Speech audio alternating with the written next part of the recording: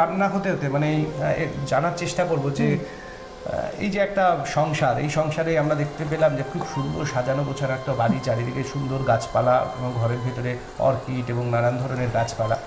এই গোটা বাড়িটা মেনটেনেন্স করার জন্য তো অনেক সময় লাগে, তারপরে এই রান্নার সময়টা কিভাবে পাওয়া যায়?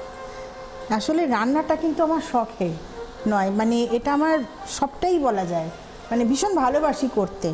আর সেই জন্য খুব তাড়াতাড়ি করে উঠতে হয়, কারণ যে দুটো জিনিসকে নিয়ে আমি খুব মানে বেশি আমি ভালোবাসি, সেটা হচ্ছে এই এক গাছপালা, আর একটা হচ্ছে এই রান্না। তো এই দুটোকে সময়, তো যেটাকে ভালোবাসা যায় সেটার জন্য কিন্তু সময় এমনিই বেরিয়ে আসে। ফলে আজকের গৃহিণী যারা খুব ব্যস্ত থাকেন তারা কিন্তু এই অজুহাতটা অনেক সময় দেন, হয়তো বাস্তব পরিস্থিতি অনেক সময় থাকে, কিন্তু তবু ওই যে বলে না, মনের ইচ্ছে থাকলে কিন্তু সবই সম্ভব। ঠিক যেমনভাবে আমরা রঞ্জনা বৌদির ক্ষেত্রে দেখতে পাচ্ছি, এইরকম একটা বাড়িতে উনি থাকেন এবং সেই বাড়িটাকে যথেষ্ট পরিমাণ মেনটেনেন্সের মধ্যে রেখেছেন। আমরা ঘরে ঢুকেই টের পেয়েছি কোথাও কোনো ধুলো নেই, বালি নেই এবং চারিদিকে সুন্দর গাছপালা দিয়ে ঘেরা।